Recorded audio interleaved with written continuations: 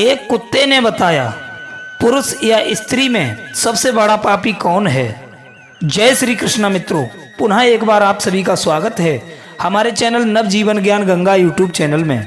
मित्रों, जो भाई बंधु हमारे चैनल पर नए मेहमान दर्शक बनकर के आए हैं, उनसे निवेदन है चैनल को सब्सक्राइब अवश्य कर लें।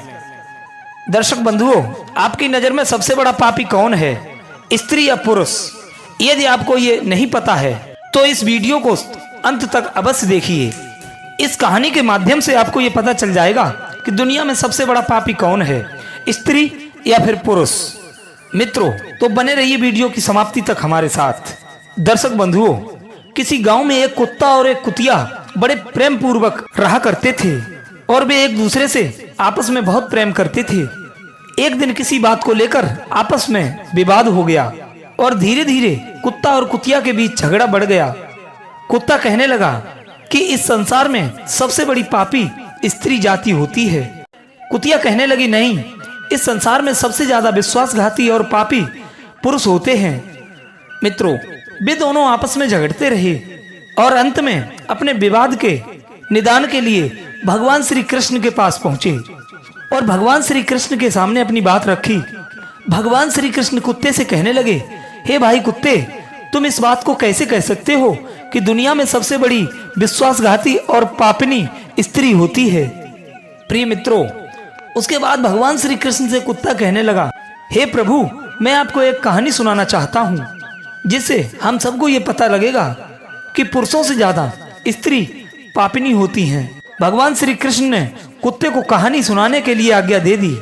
तब तक माता सत्यभामा वहां पर आ गईं।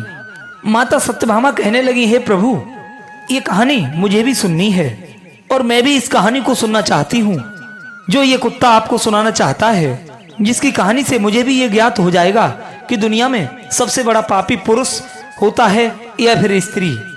तब भगवान श्री कृष्ण कहते हैं, हे देवी, ठीक है, बैठ जाओ और आप भी इस कहानी को सुनिए। उसके बाद कुत्ता माता सत्यभामा के सामने और भगवान श्री कृष्ण के सामने कहानी को रखता है। तब कुत्ता कहता है, हे प्रभु, एक राज्य में उग्रसेन नाम का एक राजा राज्य करता था। उसके 4 पुत्र थे जो सभी बहुत ही बहादुर थे और बहादुर के साथ साथ प्रतापी भी थे। लेकिन उसके बेटों में सबसे बड़ा बेटा, जिसका नाम भीम था, वो केवल प्रतापी ही नहीं बल्कि देखने में भी बहुत ही सुंदर था। साथ साथ उसकी पत्नी भी सुप्रभा नाम की थी जो बहुत ही सुंदर थी और यौवन से संपन्न थी। वो इतनी रूपवान थी, वो अपने आगे किसी अन्य स्त्री को सुंदर नहीं मानती थी। एक दिन राजा उग्रसेन ने अपने बेटे की तर्क वितर्क के कारण उसे राज्य से निकालने का आदेश दे दिया। राजा का ये आदेश सुनकर सेना के सभी लोग चिंतित हो गए। उसके बाद भीम अपने महल में गया और बड़े उदास मन से घर के अंदर प्रवेश कर गया। उधर अपने पति भीम को उदास देखकर उसकी पत्नी सुप्रभा ने पूछा, हे प्राणनाथ, आप उदास क्यों हो? आप तो राजकुमार हैं और राजकुमार होकर भी आप इतने मुरझाए हुए से क्यों हो? हे स्वामी, आपको क्या हुआ है? आप इतने चिंता में क्यों दिखाई दे रहे हो? तब भीमसेन ने सारी बात अपनी पत्नी के सामने रख दी। इतनी बात सुनने के बाद उसकी पत्नी सुप्रभा मूर्छित हो जाती है। उसके बाद दासियों ने सुप्रभा के ऊपर गुलाब के जल का छिड़काव किया। उसके बाद सुप्रभा होश में आ गई। होश में आने के बाद सुप्रभा ने अपने पति राजकुमार भीम से कहा, हे महाराज, आप मुझ दासी को छोड़कर किसी अन्य प्रदेश में ना जाएं। यदि आप मुझे महलों में छोड़ करके परदेश चले गए तो मैं इस महल में जीवित नहीं रह पाऊंगी। हे प्राणनाथ, मैं भी आपके साथ चलना चाहती हूँ। तब राजकुमार भीम कहता है, हे प्रिय, तुम मेरे साथ कैसे चल सकती हो, क्योंकि दूसरे राज्यों में अनेक प्रकार के संकट हुआ करते हैं। हे प्रिय, तुम नाजुक महलों में रहने वाली महलों के बिना ये कष्ट कैसे बर्दाश्त करोगी? दर्शक बंधुओं, राजकुमार भीम की बात सुनकर के सुप्रभा कहने लगी, हे महाराज, जितने भी दुख दूसरे राज्यों में आएंगे, यदि आप हमारे साथ हैं तो सारे दुख हमें सुखी ही लगेंगे। लेकिन इस महल के सुख बिना आपके जंगल के दुखों से भी अधिक डरावने और भयभीत लगेंगे। इसलिए हे प्राणनाथ, मैं भी आपके साथ चलूंगी। तब कुत्ता समझाने लगा, हे प्रभु, राजकुमारी सुप्रभा की आंखों में आंसू देखकर भीमसेन मन में सोचने लगा कि ये मेरे बिना नहीं रह सकती है, इसलिए मुझे इसे अकेला छोड़कर जाना उचित नहीं होगा। दर्शक बंधुओं, इन सारी बातों को सोचते हुए राजकुमार भीम अपनी पत्नी सुप्रभा से कहने लगा, हे प्रिय, तुम उदास नहीं होना, हम तुम्हें साथ ही लेकर चलेंगे। मित्रों, ये बात सुनकर सुप्रभा बहुत ही खुश हो जाती है। वो अपने पति के साथ जाने की तैयारी करने लगती है। दर्शक बंधुओं, अगली सुबह वे राज्य से बाहर निकलकर एक जंगल में पहुंच जाते हैं। इधर चलते चलते जब वे दोनों थक जाते हैं और उसके बाद वे दोनों एक बरगद के वृक्ष के नीचे विश्राम करने का निर्णय लेते हैं और बरगद के वृक्ष के नीचे दोनों बैठ जाते हैं। मित्रों, वे दोनों बड़े थके हुए थे। ठंडी हवा के झोंके लगने के कारण उन दोनों को तुरंत नींद आ जाती है। दर्शक बंधुओं, कुछ समय के बाद वहीं पर एक सर्प ने सुप्रभा को डस लिया। इधर सांप के डसने से राजकुमारी तड़पने लगी और भीम की आंख खुल गई। इधर सांप को जाता हुआ देख और राजकुमारी को तड़पता हुआ देखकर भीम बेचैन हो गया। कुत्ता कहने लगा, हे प्रभु, कुछ देर बाद राजकुमारी की मृत्यु हो गई। इस प्रकार मृतक राजकुमारी को देखकर भीम पागल सा हो गया और बहुत ऊंचे ऊंचे स्वरों में रोने लगा। दर्शक बंधुओं, भीम कहने लगा, जब हमारे जीवन संगिनी नहीं रही तो अब मैं भी जीकर क्या करूंगा, मैं भी इसी जंगल में अपने प्राण त्याग दूंगा। मित्रों, ये मन में सोच करके वो सुप्रभा के पास से उठ जाता है और जंगल में लकड़ियां इकट्ठी करने लगता है और रो रो करके कहने लगा, मैं भी अपनी सुप्रभा के साथ में उसी चिता में जल करके मर जाऊंगा। दर्शक बंधुओं, उसी समय के बीच में स्वर्ग से एक देवदूत आ जाता है। वो भीम को रोते हुए देखकर उसके मन में दया आ जाती है। वो देवदूत राजकुमार भीम के पास आ जाता है और वो पूछने लगता है, हे भाई, तुम क्यों रो रहे हो? आखिरकार तुम्हें क्या पीड़ा है? कृपया अपनी पीड़ा हमें बताने की कृपा करें। तब राजकुमार भीमसेन ने देवदूत से कहा कि मेरे पास अपना दुख कहने की सामर्थ्य नहीं बची हुई है। मैं ये चाहता हूँ ये धरती फट जाए और मैं इसमें समा जाऊं। फिर देवदूत कहने लगा, ऐसी क्या बात है, तुम मुझे अपना सारा हाल बताइए, शायद मैं तुम्हारी कुछ मदद कर सकूं। भीमसेन कहने लगा, महाराज, मैं एक राजकुमार हूँ और राजा उग्रसेन का बड़ा बेटा हूँ। छोटी सी बात को लेकर मेरे पिता ने मुझे राज्य से निकाल दिया है, इसीलिए मैं और मेरी पत्नी इस जंगल के रास्ते जा रहे थे, लेकिन इसी जंगल में यहाँ आकर मैंने थोड़ा सा विश्राम किया। इसी बीच में एक सर्प ने मेरी पत्नी को डस लिया है, जिसके कारण उसकी मृत्यु हो गई है। इसीलिए मैं लकड़ियां इकट्ठा कर रहा हूँ ताकि मैं अपनी पत्नी के साथ जलकर अपने आप को भी अग्नि के हवाले कर सकूं। इधर कुत्ता भगवान श्री कृष्ण को समझाते हुए बोला, हे प्रभु। इधर देवदूत भीम से कहते हैं, हे राजकुमार, तू बहुत बड़ा मूर्ख है। ये संसार है, यहाँ इंसानों का आना जाना लगा रहता है। ये शरीर एक दिन सबको त्यागना होता है। तू भी इस बात को भली भांति जानता है। इस संसार में कोई भी किसी के साथ नहीं आता और ना ही जाता है, फिर भी तुम मूर्खों वाली ये बात कर रहे हो। हे राजकुमार, अगर तू जीवित रहेगा तो बहुत सारी रानियां तुझे मिलेंगी, इसलिए मेरे कहने पर मरने का विचार छोड़ दो। हे राजकुमार, इस मनुष्य के शरीर को प्राप्त करने के लिए देवता भी तरसते हैं, फिर तू इस शरीर को क्यों नष्ट करना चाहता है? दर्शक बंधुओं, इस प्रकार देवदूत के शब्दों को सुनकर भीमसेन कहने लगा, हे महाराज, आपने जो कुछ कहा है वो सर्वथा सत्य है, लेकिन महाराज, ऐसी पतिव्रता स्त्री मुझे किसी भी जन्म में नहीं मिलेगी, इसलिए मैं अपनी पत्नी के साथ ही मर जाऊंगा। दर्शक बंधुओं, इधर भीम के विचार सुनकर देवदूत समझ गया कि ये इंसान अपनी पत्नी के बिना नहीं रह सकता है। तब देवदूत राजकुमार से कहने लगा, हे राजकुमार, तेरी पत्नी को जीवित करने के लिए सिर्फ एक ही उपाय है। तुम मेरी बात को बड़े ध्यान पूर्वक सुनो। यदि तुम इस उपाय को कर सकते हो तो तेरी पत्नी अवश्य जीवित हो जाएगी। भीमसेन कहने लगा, हे महाराज, आप जो भी कुछ कहेंगे मैं वो सब करने के लिए तैयार हूँ। किसी भी प्रकार से मेरी पत्नी को जीवित कर दो। तब देवदूत कहने लगा, हे भाई, तुम्हारी पत्नी की आयु केवल 30 वर्ष ही थी, जिसे उसने बिता दिया है, और तेरी उम्र 80 वर्ष की है, जिसमें से 40 वर्ष बीत चुके हैं और जीवन काल में तेरे अभी 40 वर्ष बाकी हैं। तेरे पास 40 साल और जीने का अवसर है। यदि तू अपनी पत्नी को अपनी आयु में से आधी आयु समर्पण कर देता है तो तुम दोनों की आयु समान हो जाएगी। यदि तुम इस बात को मान लो तो राजकुमारी जल्द ही ठीक हो जाएगी। दर्शक बंधुओं, देवदूत की इतनी बात सुनकर के राजकुमार भीम कहने लगा, हे महाराज, मुझे मंजूर है। उसके बाद देवदूत ने राजकुमार भीम के हाथों में जल दिया और 20 वर्षों की आयु के लिए संकल्प करने के लिए कहा।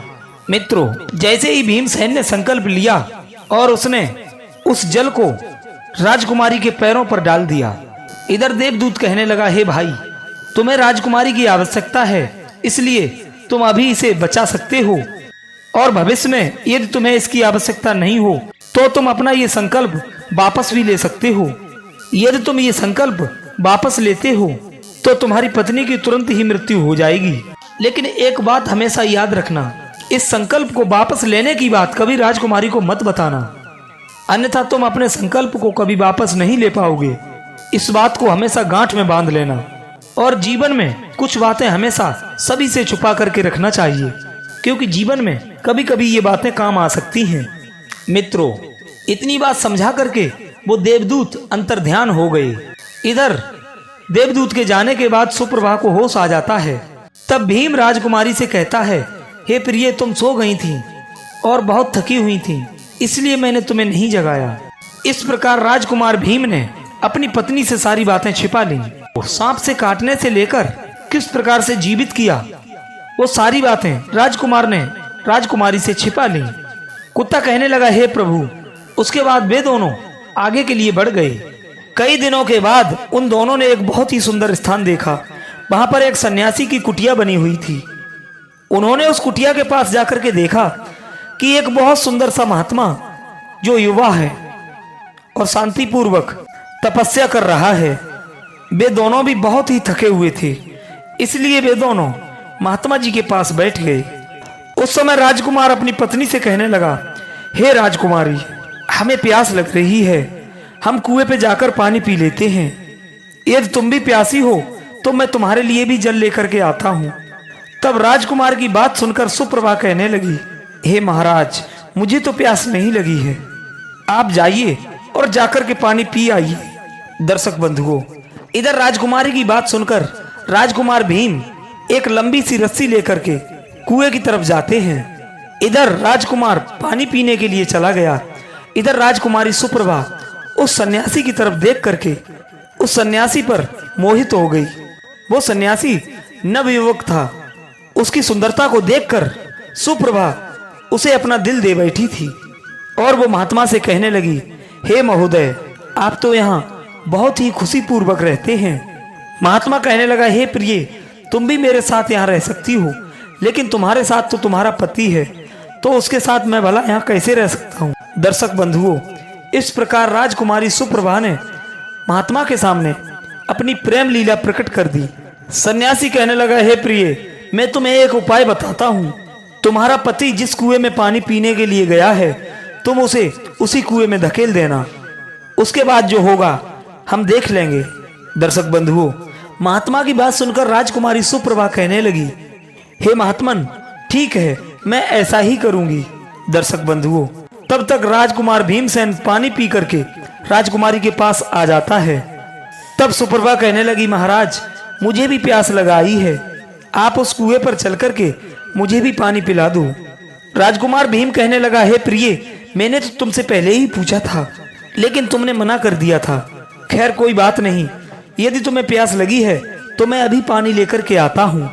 प्रिय दर्शकों, इधर भीमसेन पानी लेने के लिए चला तो पीछे पीछे सुप्रभा भी उसके साथ में चल दी और कहने लगी, हे महाराज, मैं भी तुम्हारे साथ में चलूंगी। बेचारा भीमसेन उसके प्रेम में पागल था। उसको ये ज्ञात नहीं था कि ये स्त्री मेरे प्राण लेने के लिए मेरे साथ आ रही है। प्रिय सज्जनों, वास्तव में विद्वान लोगों ने ये सच कहा है कि स्त्री की लीला को देवता भी नहीं भांप पाए। स्त्री देवताओं की समझ से भी परे रही है। मनुष्य क्या चीज है, स्त्रियों के जाल में तो अच्छे अच्छे बुद्धिमान भी फंस जाते हैं। मित्रों, इधर राजकुमार भीम कुएं में पानी लेने के लिए जैसे ही बाल्टी डालता है, तब सुप्रभा अपने पति को धक्का मारकर उसी कुएं में गिरा देती है और खुद उस महात्मा के पास में चली जाती है। दर्शक बंधुओं, वो महात्मा उस राजकुमारी को अपने साथ ले जाकर एक दूसरे राज्य में चला जाता है और वहां जाकर के दोनों खुशी खुशी से रहने लगते हैं। दर्शक बंधुओं, उस महात्मा ने सुप्रभा को नाचना और गाना सिखा दिया। वो स्त्री एक नृत्यांगना के नाम से मशहूर हो गई। धीरे धीरे वो राजकुमारी पूरे नगर में प्रसिद्ध हो गई। इस प्रकार सुप्रभा के नृत्य और गीत के कारण उस महात्मा के पास लाखों रुपए आने लगे। इधर वो राजकुमारी भी उस महात्मा के साथ बड़ी मस्ती में रहने लगी।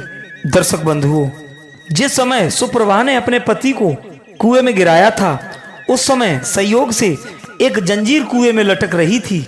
गिरते समय उस जंजीर को राजकुमार भीम ने पकड़ लिया था। उसी को पकड़कर वो कुएं में लटका रहा और वो भगवान को याद करते हुए ये सोच रहा था कि क्या यही मेरे प्यार की सजा है। दर्शक बंधुओं, थोड़े समय के बाद में बंजारों का एक काफिला वहां पर आया। उसी काफिले में से एक बंजारा बाल्टी लेकर के उसी कुएं में डालकर पानी भरने लगा। दर्शक बंधुओं, जैसे ही उस कुएं में उसने बाल्टी को डाला तो भीमसेन ने उस बाल्टी को पकड़ लिया। मित्रों, बंजारा ये देख करके चौंक गया और पूछने लगा, हे भाई, तुम कौन हो? राजकुमार भीम कहने लगा, हे भाई, मैं इस कुएं में अटका हुआ हूँ, आप मुझे यहाँ से निकालो और मेरी जान बचाइए। मैं जिंदगी भर आपके उपकार को नहीं भूल पाऊंगा। मित्रों, हाथ जोड़ करके राजकुमार भीम उस बंजारे से प्रार्थना करने लगा। राजकुमार भीम की ये हालत देख करके बंजारे को उस पर दया आ गई और उसने भीमसेन को उस कुएं से बाहर निकाल लिया। कुएं से निकलने के बाद बंजारा कहने लगा, हे भाई, तुम कौन हो और तुम इस कुएं में कैसे गिर गए? तुम मुझे अपना सारा हाल बताइए। तब भीमसेन कहने लगा, हे भाई, मैं अपना हाल आपसे किस प्रकार कहूँ? जो मुश्किलें मेरे साथ हुई हैं, भगवान ना करे ऐसी मुश्किलें किसी के भी जीवन में आए। भीमसेन कहने लगा, हे मित्र, यदि आप इतने ही जानने के इच्छुक हो तो मैं तुम्हें अपना सारा हाल बताता हूँ। मैं एक राजकुमार हूँ, राजा उग्रसेन का बड़ा बेटा हूँ। मेरे पिता ने एक छोटी सी बात को लेकर मुझे राज्य से निकाल दिया था, इसलिए मैं अपनी प्रिय पत्नी के साथ एक जंगल में पहुंच गया। मेरी पत्नी और मैं एक दूसरे से बहुत प्रेम करते थे। जंगल में एक सर्प ने मेरी पत्नी को डस लिया, जिससे उसकी मृत्यु हो गई। मैं जब अपनी पत्नी के साथ मरने के लिए जा रहा था, तब एक देवदूत ने मुझ पर दया की और मेरी आयु में से 20 वर्ष मेरी पत्नी को देने के बाद उसे पुनः जीवित कर दिया। उसके बाद हम उस जंगल से आगे बढ़ गए। कुछ दिनों के बाद हम एक स्थान पर पहुंचे जहां पर एक सन्यासी का डेरा था।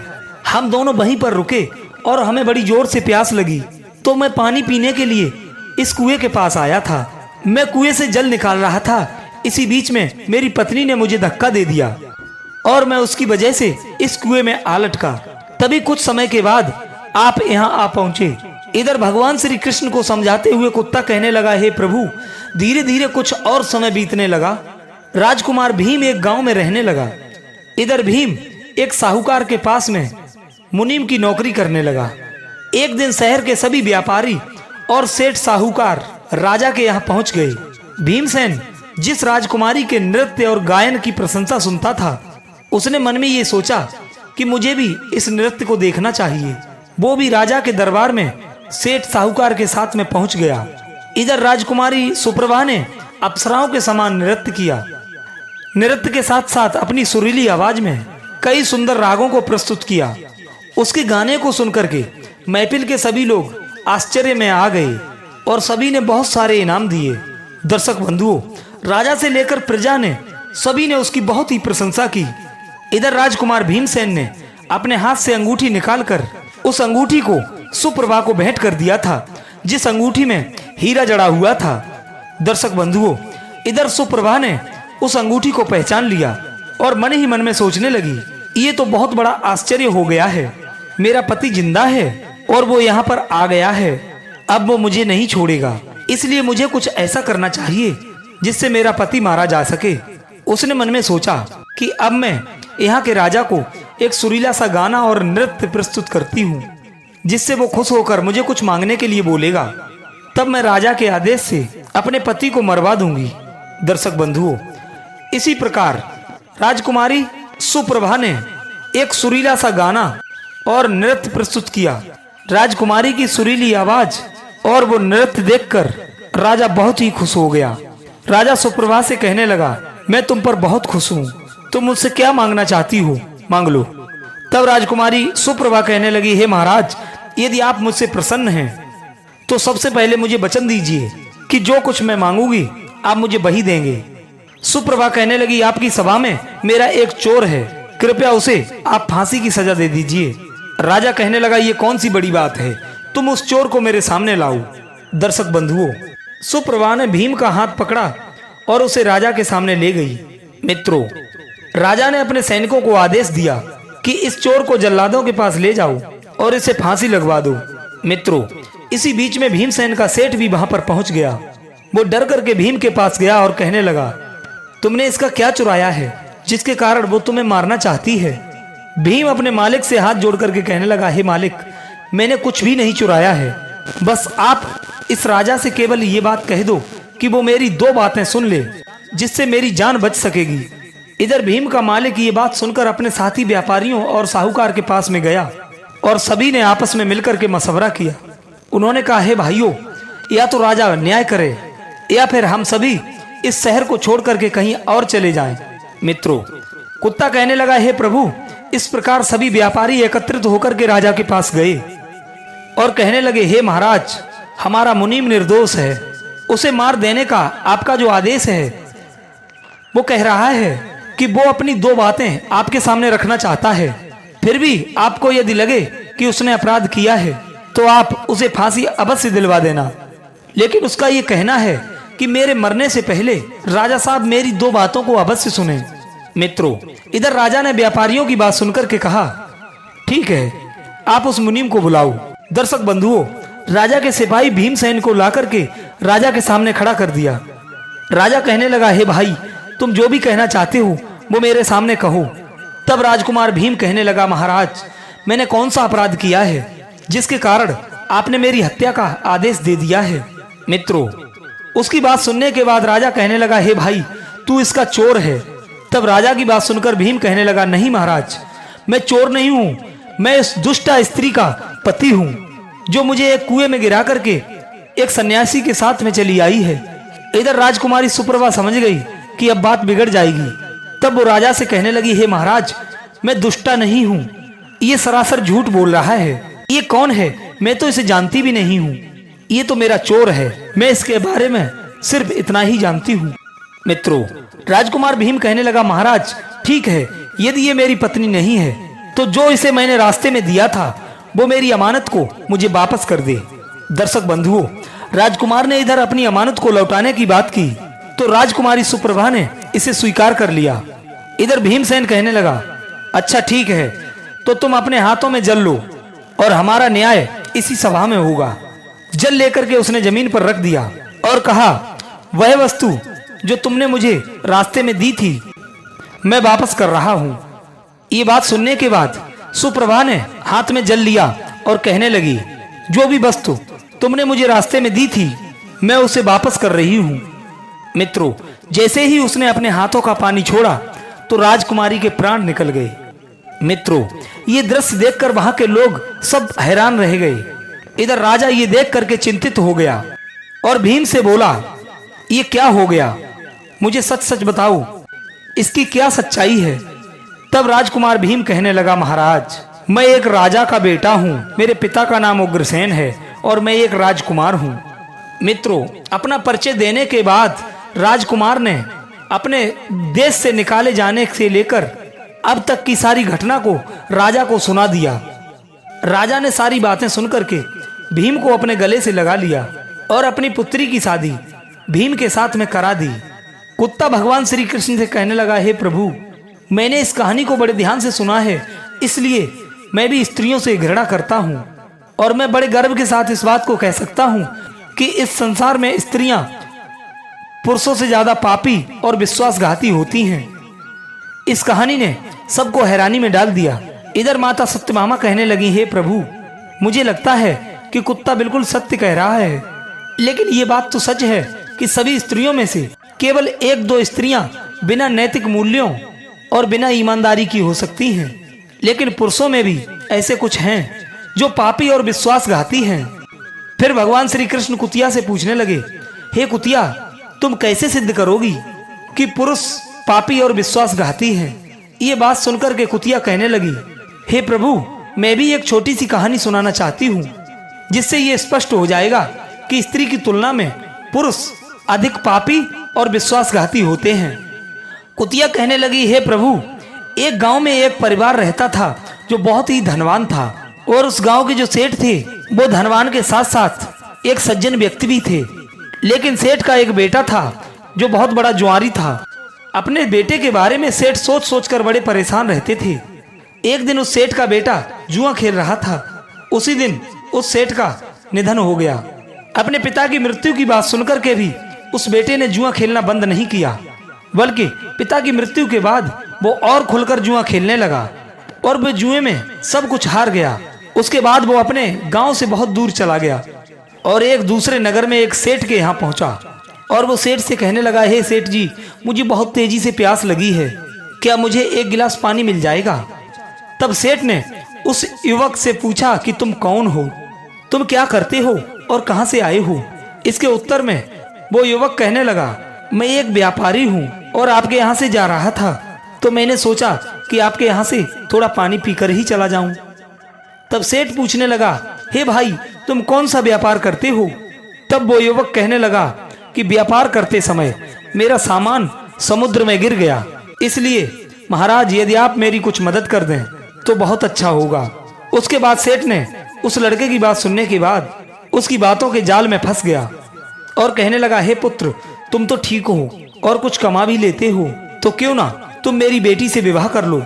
मित्रों, ये बात सुनकर के वो युवा खुश होने लगता है और विवाह के लिए हाँ कर देता है। उसके बाद सेठ ने अपनी पुत्री का विवाह उस नवयुवक के साथ में कर दिया। कुतिया कहने लगी, हे प्रभु, इस प्रकार से वो सेठ अपनी पुत्री को बहुत सारा धन देता है और धन के साथ में अपनी बेटी को विदा कर देता है। उधर उस लड़के को तो केवल धन के लिए विवाह करना था। इधर शादी करने के बाद वो लड़का सेठ की लड़की को साथ लेकर के जा रहा था, तो एक जंगल आ गया। वहां पर वो लड़का अपनी पत्नी से कहने लगा, हे प्रिय, अभी हम जंगल में हैं, यहाँ कोई चोर हमारे गहनों को चुरा सकता है, इसीलिए आप अपने सारे गहनों को मुझे दे दीजिए, जिससे हम उन गहनों को सुरक्षित रख सकें। उसकी पत्नी ने अपनी पति पर पूर्ण भरोसा किया और अपने शरीर के सारे आभूषणों को उतार कर उसे सौंप दिया। मित्रों, वो पत्नी भरोसा क्यों ना करे, क्योंकि वो उसका पति था। कुतिया कहने लगी, हे प्रभु, उस युवक ने अपनी पत्नी के सारे गहनों को एक थैली में बांध लिया और फिर जंगल में वो आराम से ठहर गए। मित्रों, उस युवक के मन में लालच तो पहले से ही था। आभूषण हाथ में आते ही वो लालच और तेजी से उग्र हो गया। मित्रों, उस लड़की के साथ में एक लड़की के पिता सेठ ने एक दासी को भी भेज दिया था। उस युवक ने उस दासी को मार डाला। उसके बाद उसने अपनी पत्नी को एक कुएं में गिरा दिया और मन में सोचता है कि मैंने तो केवल इसके साथ में धन के लिए विवाह किया था, अब मुझे धन मिल गया है, और मन में सोचा कि अब तो ये पानी में डूबकर मर ही जाएगी। ये सोच करके वो वहां से चला गया। लेकिन भगवान की कुछ ऐसी कृपा हुई कि उसकी पत्नी की मृत्यु नहीं हुई और वो कुएं में पड़ी पड़ी बाहर के लोगों को आवाज लगाती रही। मित्रों, एक मनुष्य कुएं के पास से गुजर रहा था, लेकिन जब उसने किसी महिला की आवाज सुनी तो वो कुएं के पास आया और उसने कुएं में पड़ी महिला को बाहर निकाल दिया। और उसे कुएं से बाहर निकालने के बाद उससे पूछा कि तुम कौन हो और इस कुएं में कैसे गिरी। तो सारी जानकारी उस महिला ने उस मनुष्य को दी। दर्शक बंधुओं, उस व्यक्ति ने उस महिला को उसके पिता के घर पर पहुंचा दिया। मित्रों, इधर वो महिला जब अपने पिता के घर पर पहुंच गई तो उसका पिता पूछने लगा, हे पुत्री, तुम्हारे साथ में ऐसा क्या हुआ? लड़की कहने लगी, हे पिताजी, जंगल में कुछ चोरों ने हम पर हमला किया था और दासी को मार भी दिया था। मुझे कुएं में फेंक दिया और मेरे पति को पकड़ करके ले गए। मित्रों, इधर पुत्री की बातें सुनकर के सेठ जी कहने लगे, हे पुत्री, तुम घबराओ नहीं, भगवान सब ठीक कर देंगे। कुतिया कहने लगी, हे प्रभु, इस दुनिया में पुरुष बहुत बड़े विश्वासघाती और पापी हो सकते हैं। उसने अपने पति की तनिक भी बुराई नहीं की कि मेरे पति ने मुझे कुएं में डाल दिया है। उसने चोरों का नाम रख करके अपने पति को साफ साफ बचा दिया। अब तो न्याय आपके हाथ में ही है। हे प्रभु, मैंने भी आपको एक कहानी सुनाई है और कुत्ते ने भी एक कहानी सुनाई है। प्रभु, अब आप ही न्याय करें। उसने भी अपनी पत्नी को कुएं में डालकर उसका सारा सामान लेकर के चला गया। कुत्ता और कुतिया की कहानी सुनने के बाद भगवान श्री कृष्ण कहने लगे, हे कुत्ता और हे कुतिया, मैंने आप लोगों की कहानी को बड़े ध्यान पूर्वक सुना है। अब मैं तुम्हारा न्याय करता हूँ। सच में स्त्री और पुरुष के बीच में ज्यादा विश्वासघाती और पापी कौन होता है, ये मेरे लिए स्पष्ट है। भगवान श्री कृष्ण कहने लगे, बिना किसी शंका के ये बात बिल्कुल सत्य है कि इंसान की सोच उसके स्तर से भी नीचे जा सकती है और वही इंसान पापी और विश्वासघाती होता है, चाहे फिर वो स्त्री हो या पुरुष हो। मनुष्य को किसी भी प्रकार के पाप करने से पहले ये सोचना चाहिए कि अब वह सही है या नहीं। पापी और विश्वासघाती होने के लिए कोई जात नहीं होती, वो इंसान की सोच और कृतियों का परिणाम होता है। दर्शक बंधुओं, वास्तव में इंसान की सोच उसके स्तर से नीचे जा सकती है और यही सोच पापी और विश्वासघाती बना देती है।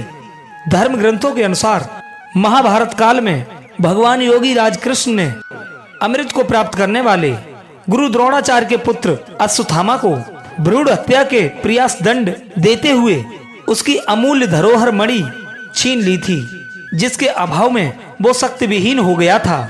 ये उल्लेखनीय है कि अभिमन्यु की पत्नी उत्तरा के गर्भ में पल रहे शिशु को मारने का प्रयास अश्वत्थामा ने किया था। तब उसकी रक्षा के लिए स्वयं भगवान श्री कृष्ण ने उत्तरा के गर्भ में प्रवेश कर सूक्ष्म रूप से भ्रूण रक्षा की थी। यही कारण है धर्म ग्रंथ में जीव अथवा भ्रूण हत्या के विरोधी हैं। धर्म ग्रंथों के अनुसार नारी को शक्ति का स्वरूप माना गया है। इसके लिए हर युग में महापुरुषों ने उसकी पूजा की है। नारी ने अपने गर्भ से महापुरुषों के साथ साथ ऐश्वर्य शक्ति को भी जन्म दिया है। इसी कारण से नारी को जगत जननी एवं सृष्टि का निर्माता भी कहा जाता है और सृष्टि को समाप्त करने का अधिकार पृथ्वी लोकवासियों को किसी भी धर्म और ग्रंथ ने नहीं दिया है। यही कारण है कि भ्रूण हत्या पाप ही नहीं बल्कि महापाप भी है। इस पाप के लिए पाने को 100 जन्मों तक नरक झेलना पड़ता है और नरक के विभिन्न कष्टों को भी झेलना पड़ता है। मित्रों, देखा जाए तो महाभारत के युद्ध में 101 पाप हुए, लेकिन क्या अश्वत्थामा का पाप इतना बड़ा था कि भगवान श्री कृष्ण ने उसे श्राप दे दिया। रामायण के मुकाबले जितना छल और पाप महाभारत में हुआ उसकी गिनती तक नहीं की जा सकती। दोनों तरफ से छल हुए, दोनों तरफ से मरने वालों की गिनती रही, लेकिन रणभूमि में जितने लोगों की मृत्यु हुई, दुर्योधन दुशासन जैसे पापी और अधर्मी भी या तो जंग में मरे या फिर जंग में लगी चोटों के कारण मरे, यानी इन सभी को स्वर्गलोक की प्राप्ति हुई। प्रिय मित्रों, अब तो आपको पता चल ही गया होगा कि इस दुनिया में सबसे बड़ा पापी कौन है, स्त्री या फिर पुरुष। चाहे वो स्त्री हो या पुरुष हो, लेकिन जो सबसे बड़ा पाप करता है वही पापी होता है। प्रिय मित्रों, ये कहानी आपको कैसी लगी, अपनी कीमती राय कमेंट बॉक्स में अवश्य देना। मिलते हैं एक और नए वीडियो में एक नई ज्ञान चर्चा के साथ। तब तक के लिए आप सभी का बहुत बहुत धन्यवाद। जय श्री कृष्णा।